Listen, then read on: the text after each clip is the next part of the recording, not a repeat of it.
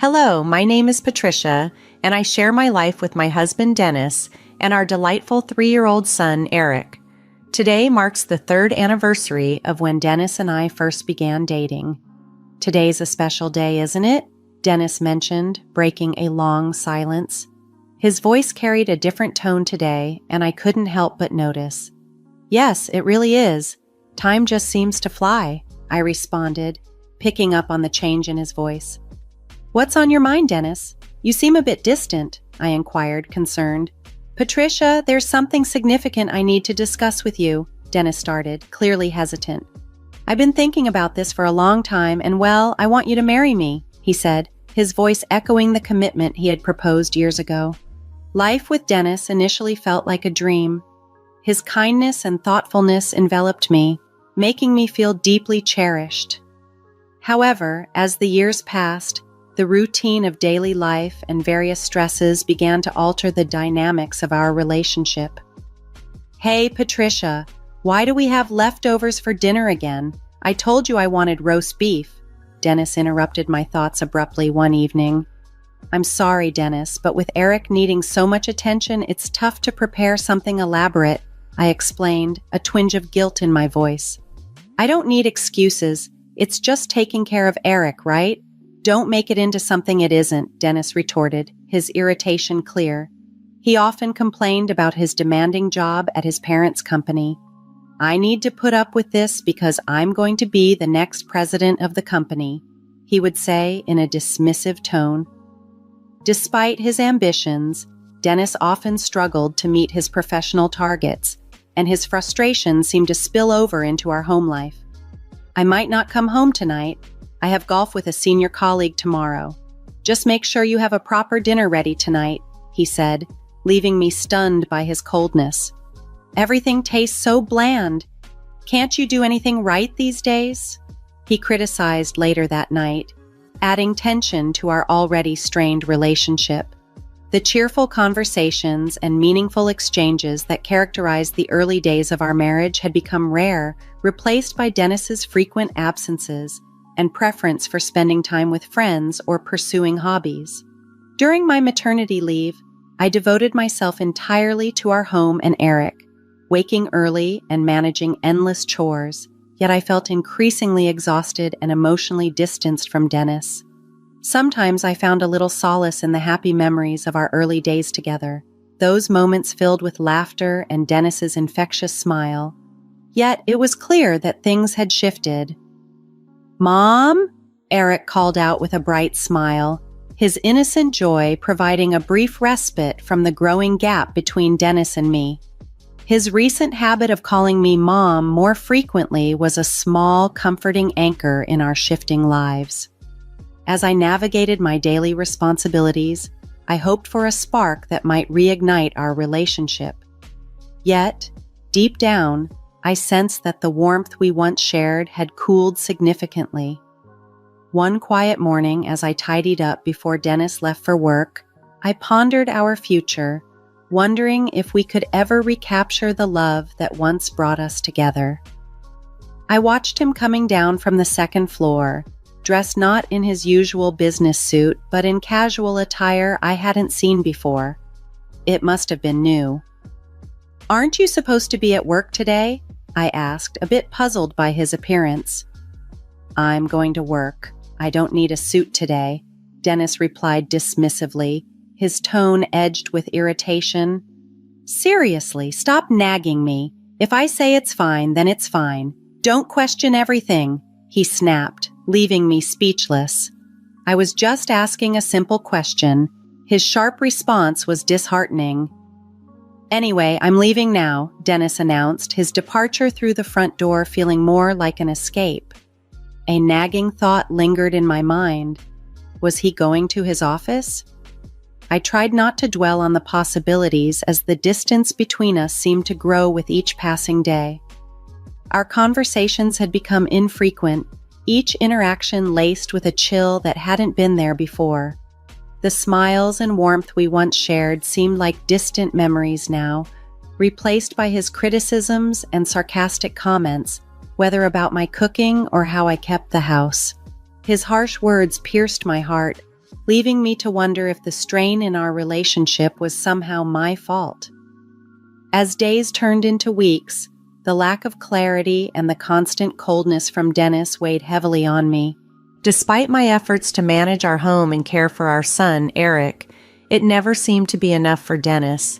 His once kind and considerate demeanor had transformed into one of constant critique. Something inside me broke. My love for Dennis began to fade, and the memories of happier times slowly drifted away. A sense of indifference began to fill the emptiness that had grown in my heart. What was the point of all my efforts if they went unappreciated? "Mom, look, I made this!" Eric's voice suddenly pulled me from my thoughts. "Oh, wow, that's amazing. Did you draw this?" I asked, genuinely impressed. "Yeah, this one's a dog and this is a cat," Eric explained proudly. "You're good at drawing, Eric," I praised him, his smile instantly warming my heart. As time passed, my feelings shifted. As my affection for Dennis waned, my love for Eric grew stronger. Watching him flourish, I began to seriously consider my future, specifically the possibility of divorce. I could no longer continue in a relationship where Dennis barely contributed to parenting, let alone his role as a father. The thought of being free from Dennis felt more liberating than daunting, yet one concern lingered. On our way to a scheduled meeting with Eric's grandparents, we arrived at their doorstep. "Hello, Mother." "Hi, Grandma." Eric greeted them warmly. "Eric, have you grown taller again?" Grandma exclaimed with joy. "Really? Yay!" Eric cheered, delighted by her praise. "It's good to see you. Come on in." Grandma welcomed us inside. "Thank you, I will," I replied. Despite my strained relationship with Dennis, his parents, my in-laws, had always been a source of comfort. They ran a nearby business and had shown unwavering kindness and support toward Eric and me. "That's right, I brought some delicious sweets from the station," I added, trying to maintain the peace and warmth of family ties during these complex times. "I'll serve them with coffee now. Please have a seat and relax," Grandma insisted kindly as we arrived at her home. "Let me help," I offered, eager to be of assistance. "No, it's fine. You must be tired from taking care of Eric. Just have a seat. You need to rest when you can," Grandma reassured me, her tone gentle and caring. "Thank you, Mother," I replied gratefully, settling into the comforting atmosphere of their home. My in-laws always treated me like their own daughter, their presence acting like a soothing balm to my often weary spirit. They invited us over almost every week, always genuinely interested in our well-being, their voices soft and comforting, like a soothing melody to my ears. They adored their time with Eric, lavishing him with attention and toys, and playing with him every chance they got. I felt deeply cherished by their actions. Sometimes my father-in-law would take Eric to a nearby park, knowing how much Eric loved birds. He even bought him a bird book once, a thoughtful gesture that deepened our familial bond. My in-laws were always there to listen to my troubles, including my challenges with Dennis and managing household duties. They responded with understanding and compassion, their words of encouragement and advice infusing warmth and gratitude into our visits. "I'm worried if Dennis is causing you trouble," my mother-in-law once remarked with a concerned smile as my father-in-law and Eric played nearby. "No, it's fine," I assured her, though her worried expression lingered. My father-in-law also showed concern for my well-being, often cooking new recipes for me, knowing my love for delicious food. His thoughtful gestures and the comforting moments he shared with Eric while they played brought peace to my heart. "Eric, what kind of animal shall we see next time?" my father-in-law asked playfully. "I want to see big fish next time," Eric exclaimed excitedly. "All right, let's go to the aquarium next time," my father-in-law suggested, eliciting a joyful "yay" from Eric. Watching them interact, I couldn't help but smile. Eric adored his grandparents, his carefree smile a stark contrast to the rare ones he showed at home with Dennis. "Patricia, feel free to talk to us about anything," my mother-in-law said kindly as we were leaving. Her words pained my heart a little. Little did she know, I was contemplating a divorce from Dennis. I didn't want to burden my in-laws or sadden them, even if my relationship with Dennis could be mended. I cherished my bond with them and wanted Eric to continue enjoying his joyful times with them. I was apprehensive about opening up to them about Dennis, fearing their reaction. Just as these worries occupied my mind, an unexpected incident unfolded. My in-laws had kindly offered to take care of Eric, allowing me to enjoy a cafe outing with a friend. "It's been a long time since we've had a cafe day like this, hasn't it?" my friend remarked as we sat down, sipping our coffee. "Really, Patricia, you've seemed busy recently," she observed with concern. "Have I?" I replied vaguely, trying to brush off the worry in her eyes. "Hey, Patricia, has something happened with your husband recently?" My friend hesitated, choosing her words carefully. "What do you mean?" I asked, tilting my head in confusion. "Well, actually, I saw something the other day. I saw your husband walking with a woman," she confessed, her tone cautious. "I don't know." My friend's voice trailed off, her expression clouded with concern. For a moment, my mind went blank. Deep down, though, I wasn't surprised. Reflecting on Dennis's recent behavior, I realized there had been signs I had chosen to ignore. My friend reached out and held my hand, her eyes full of sympathy. "Patricia, I think you should talk to Dennis," she suggested gently. "Yeah, maybe I haven't been myself lately," I admitted, feeling the weight of her concern and the situation. "That's why I invited you out today," she explained softly. "Is that so? I'm sorry for worrying you," I apologized. "Don't apologize, Patricia. Whatever decision you make about Dennis, I'm on your side," she assured me warmly. "Thank you," I replied gratefully, feeling a sense of relief wash over me. We parted ways, and as I headed home, the shock of her revelation gave way to a strange calm. This clarity about Dennis's actions solidified my resolve to end my relationship with him. Imagining a future just with Eric, despite the uncertainties, strengthened my determination. I needed to be strong for Eric's sake. "I'm home," I announced as I entered the house. Today was exhausting. "Welcome back," Dennis greeted me casually, not noticing my subdued demeanor. "Hey," I started, my voice steady but firm. "I've been waiting for your return," I added as Dennis carelessly threw his bag on the sofa. "Can it wait until after dinner?" Dennis replied, visibly annoyed. "No, I want to talk about it now," I insisted. "What now? Such a hassle," Dennis grumbled, avoiding eye contact. "Well, this situation is your fault, isn't it?" I confronted him directly. "Huh? What are you talking about?"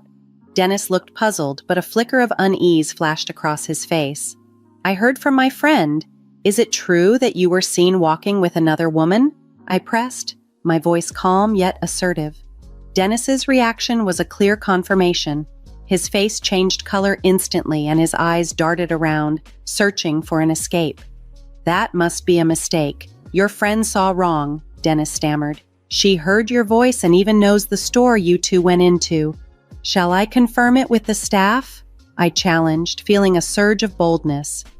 "It's useless to hide it," I continued as Dennis struggled for words. "Damn it," Dennis spat out bitterly, his anger finally surfacing. "Yeah, that's right. Her name is Emma. Unlike you, she's perfect. At work, in housekeeping.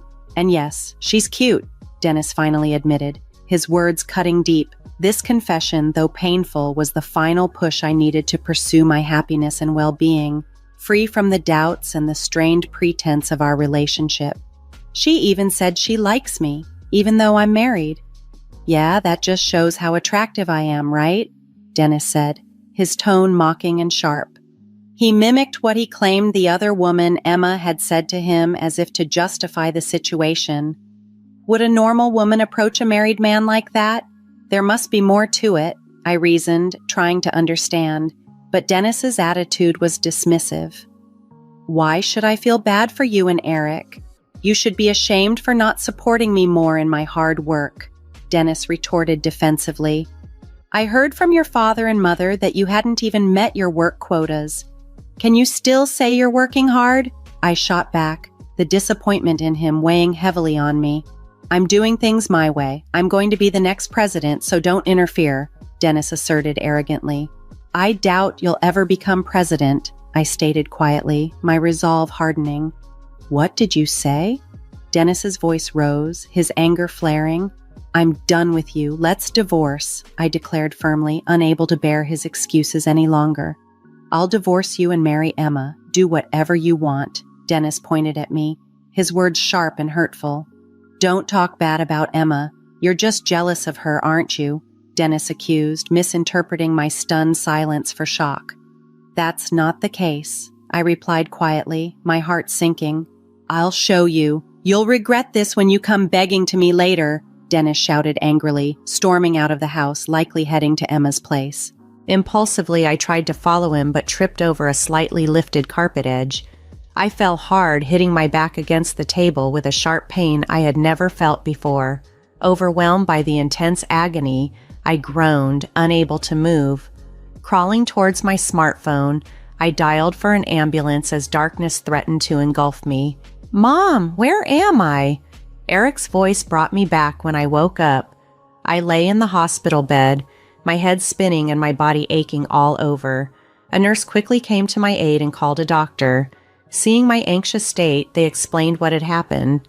It's okay, you'll gradually recover, the nurse assured me. Yes, thank you, I managed, trying to absorb the news. It's good that your life isn't in danger, the doctor added. However, the results of the subsequent examination shocked me deeply. The fall had caused spinal cord damage, making it difficult for me to walk. I was informed that I would need a wheelchair and my life would change drastically. After being discharged, life at home proved more challenging than I had anticipated. I realized I couldn't manage household chores, childcare, or even take care of myself alone. At the suggestion of my in-laws, I decided to live with them for a while, since I couldn't rely on Dennis for help. With Eric there too, I had no choice but to lean on their kindness. They must have been suspicious of Dennis's absence despite my condition. I knew I had to tell them the truth soon. Just as I contemplated this, the front door of my in-laws' house swung open with a loud noise. Dennis, where have you been? They demanded, their voices filled with concern and a hint of suspicion.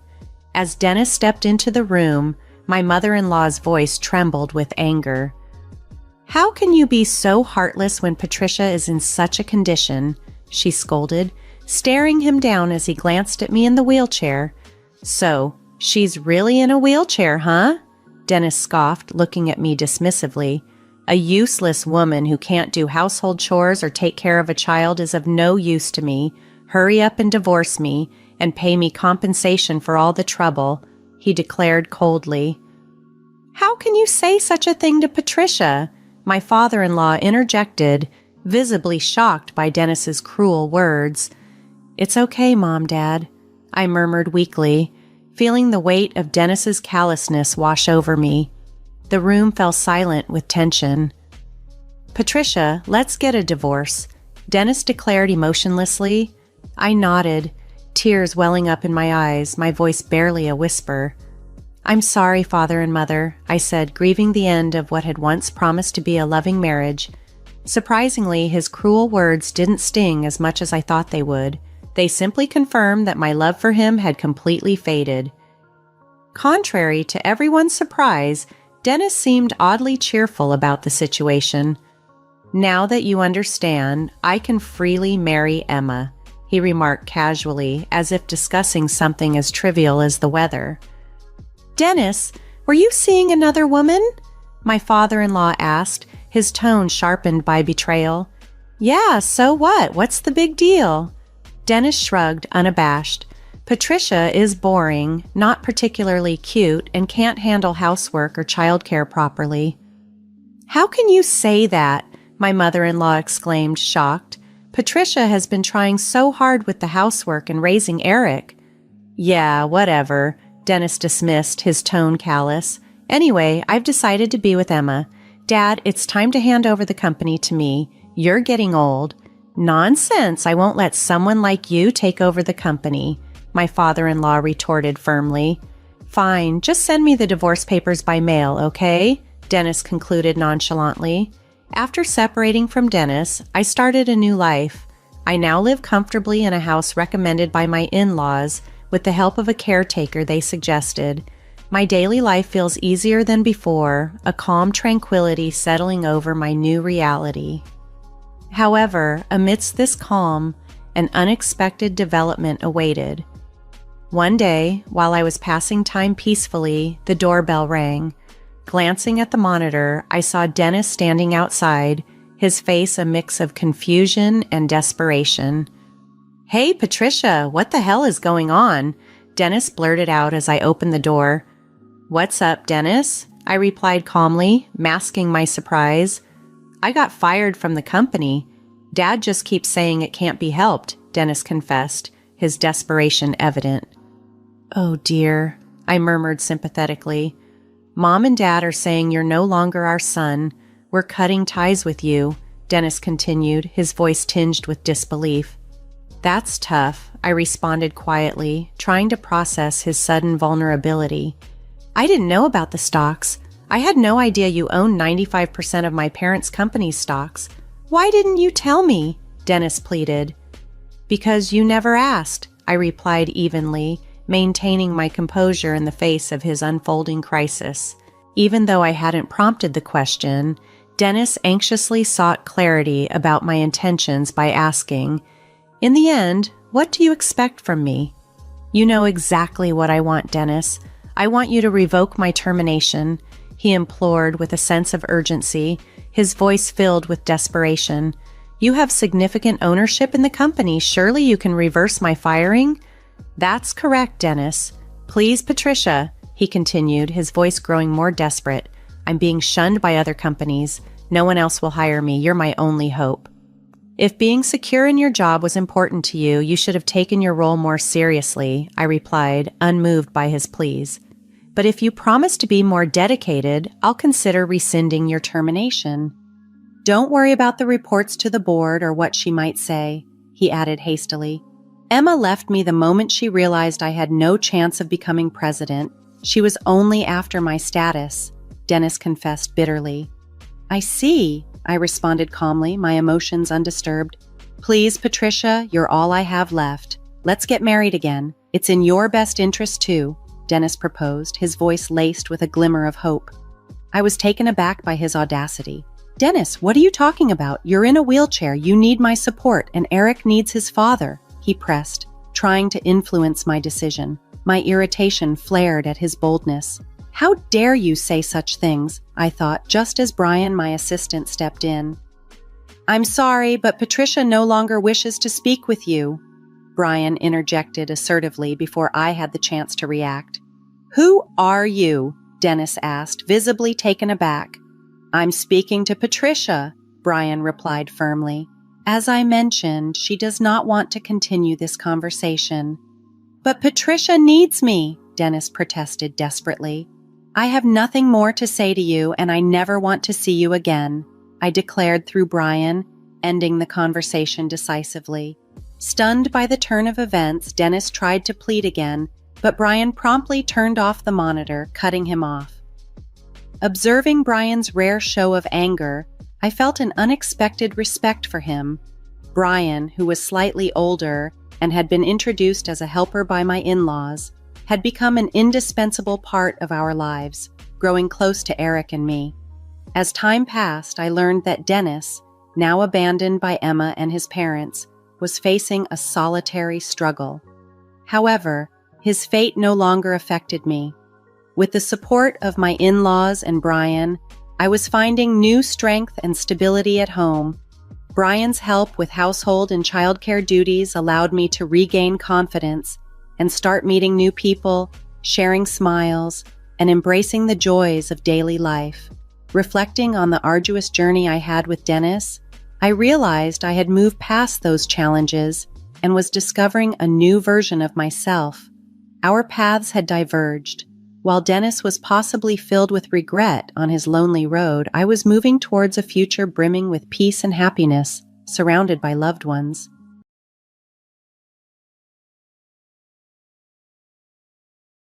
"With all due respect, my stress doesn't come from work. It comes from you," I replied firmly. What? How dare you say something like that? Such insolence, my mother-in-law snapped. I suppose it's because your job isn't doing you any good. I'll have to make sure you quit. What are you talking about? What right do you have to make me leave my job? I asked in disbelief. You'll see. I'll show you what happens when you cross me, she hissed before storming out. I thought she was bluffing, but I was about to find out just how serious she really was. My name is Tina. I'm a 30-year-old office worker. I got married just 3 months ago to a man named Harvey. I met my husband a long time ago. We were colleagues at the same company. I had a hard time getting used to my job and had no romantic feelings for him, so we were really just colleagues. Then my husband was assigned to a different department, and we saw each other less and less at work. But a year ago, there was a project that involved several departments. My husband and I were assigned to that team. It had been a while since I had seen him. He looked more handsome, and he managed his job really well. I was attracted to him. The project was a success, and we started going out for drinks and became closer after that. After 6 months of dating, he proposed to me, and we got married. Since we had enjoyed spending time together while we dated, I thought that our married life would also go well. But as soon as we got married, problems arose, because of my mother-in-law. She had never shown any signs of trouble before we were married, but as soon as we tied the knot, she started coming over to our house almost every day. It's true that my in-laws' house is close to ours, but it really bothers me that she comes every day. Moreover, my mother-in-law doesn't come here to see her son, my husband, but just to bully me. My husband's department is busier than mine, so he comes home about 3 hours later than I do. I come home first and prepare dinner. My mother-in-law always comes at that time of day. Tina, I'm tired of waiting. Let me in already, she demanded. What are you cooking today? Let me see your shopping bags, she said as she barged in. She started unpacking the ingredients I bought and laid them on the table. What are you doing? I asked, annoyed. What are you going to make today? She pressed. I was thinking of making risotto, Harvey's favorite dish, I replied. Risotto? You're making him eat a one-dish meal like that? She sneered. What? Is there something wrong with that? I asked defensively. You should make him more dishes, like grilled vegetables, seared salmon, or a salad. Make lots of side dishes like that, she instructed. I make more dishes when I can, but I was a little busy at work today, I explained. I don't need that excuse. First of all, it's not right that you're still working after marriage, she snapped. Do you really think that nowadays? I asked, incredulous. Huh? Are you trying to challenge me? You're such a smartass. I'm going to fix your attitude, my mother-in-law fumed. She would retort 10 times more if I tried to talk back to her in any way. After throwing unreasonable and terrible abusive language at me, she would leave just in time for my husband to come home. Oh, Harvey will be back soon. I'll be back tomorrow, she was saying with a smirk before leaving. What a joke. Why should I come home after a long day at work to meet a mean mother-in-law? But she came the next day and the day after that, just as she had declared. I was afraid that if I didn't do something, she would really come over every day. I decided to work late, so I could go home with my husband. Unfortunately, my department had just finished its busy season, and there wasn't much work left to do. Therefore, my boss told me everyone should leave on time as much as possible, and I wasn't allowed to work overtime. So I decided to kill time at a cafe. However, after a few days of doing this, I realized that the cost of coffee would add up if I continued this every day. Besides, it wouldn't make me or my husband happy if I had to spend more money, come home late, and still prepare dinner. Why should I be the one who has to avoid my place? One day, I decided to come home on time with the intention of making it clear to her. Sure enough, there was my mother-in-law in front of my house. I guess you finally gave up. You intentionally came home late so you wouldn't see me. It doesn't matter what you try. I'll be here again and again. Give up and take the beating, she stated smugly. She's the kind of mother-in-law who thrives on making others miserable. She checked my shopping bag and started complaining as usual. How many times have I told you that it's not right for a wife to keep her job? That's why you can't have kids, she accused. Isn't that none of your business? I shot back. What are you talking about? You can't get pregnant because you're stressed at work. Besides, there's such a thing as fertility activity, right? Some people even take time off work for that, she retorted. With all due respect, if I can't get pregnant because of stress, then my stress isn't from work but from you, I replied firmly. What? You're a really cheeky woman to say such a thing. It must be because the work isn't doing you any good. I'll have to make you quit, my mother-in-law snapped. What are you talking about? What right do you have to make me quit my job? I asked, exasperated. You'll see. I'll show you what happens when you make me angry, she threatened before storming out. I thought she was bluffing, but she really meant it. One day my boss called me in. Tina, is it true that you want to quit your job? He asked. Excuse me? I replied, confused. Your mother-in-law talked to me about it just now. She said that the stress at work was too much for you, and you wanted to quit. But apparently, you can't quit because you can't talk to anyone about it, he explained. I quickly responded, No, that's not true. I love this job. I don't want to quit. He looked at me with concern. Really, if you're having trouble, you can talk to me about it, okay? I reassured him. No, it's really okay. Thank you. I had reached the end of my patience. I left work that day and went straight home. My mother-in-law was waiting for me in front of the house with a grin on her face. What's going on, mother? I asked. Oh, did your boss mention our little conversation? She said, her grin widening. Did you understand what would happen if you challenged me? I glared at her. Yes, I understand perfectly well that you are a very bad-natured bitch, I replied. Her expression darkened. How dare you talk to your mother-in-law like that? You really have no idea about anything. I won't forgive you this time. Divorce my son right now and get out, she hissed. Okay, I'll get a divorce, I said calmly, turning to leave. With that, I went to the city office to pick up the divorce papers. Then I called my husband to meet me at a cafe to discuss an important matter. About an hour later, my husband rushed to the cafe after work. I explained the whole story. As a matter of fact, I said, I have recorded many of my mother-in-law's mean comments. When my husband heard the audio, he immediately believed me. Seriously, Mom, he muttered, shaking his head.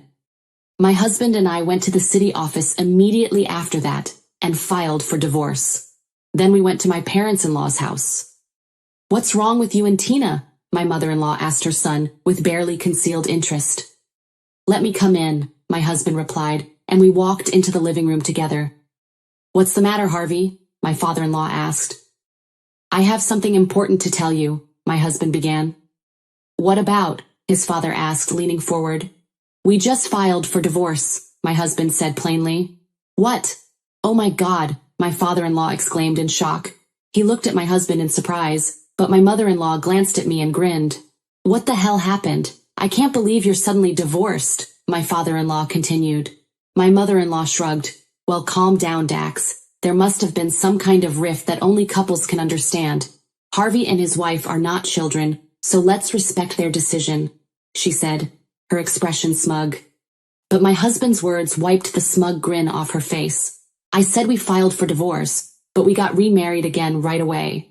I decided to take the last name of Watson, which is Tina's last name, he explained. Her face paled. Oh, what do you mean? She stammered. I think you know the reason for that best, my husband said, glaring at his mother. I don't understand what you're talking about, she said, pretending to be clueless. You have been harassing Tina ever since we got married, my husband said coldly. What are you talking about? Where is the proof? She demanded. Here it is, I said, pulling out my voice recorder and showing it to them. Her eyes widened. No way. You were recording with that, my mother-in-law exclaimed. You look so upset all of a sudden, Mother, I responded mockingly. Hey, what are you talking about? My father-in-law asked, looking between us. My husband took the voice recorder from me and played the audio. My father-in-law's face turned red as soon as he heard it. What the hell are you doing? What a bitch you are, he snapped at his wife. No, I'm sorry, she pleaded. I'm sorry, but I don't want to share your last name with you anymore, Mom, my husband added firmly. Dad, I'm sorry that I had to do it this way, his father sighed. Well, what can you do? I'd do the same thing if I were you, he continued. I don't want to see you anymore, Mother, so I'm cutting you out of my life, my husband declared. She burst into tears. No, don't cut me off. Forgive me. I'm sorry, but I can't forgive someone who caused pain to the one I care about, my husband said, standing up. Tina, let's go. Okay, I replied. My husband took me by the hand and we left my parents-in-law's house. By the way, the reason we were able to remarry right after filing for divorce was because we were married to each other before. It takes about 6 months to remarry a different person. We remarried immediately because we were told it was possible with the same person. We then moved out and started living in an apartment close to work. My mother-in-law was not allowed to see her son anymore because my father-in-law made it a condition that if she ever appeared in front of us again, he would divorce her immediately. My mother-in-law had been a stay-at-home mom all her life, so she had to obey my father-in-law because she couldn't divorce and live on her own. She really deserves it. I got pregnant a year later, free from the stress of my mother-in-law. Perhaps my mother-in-law was really the reason I couldn't have children after all. After the baby was born, my husband and I only saw my father-in-law with the child. I don't plan on seeing my mother-in-law for the rest of my life. My father-in-law seemed very happy to hold his grandchild. My husband and I will continue to support each other and watch our child grow up together.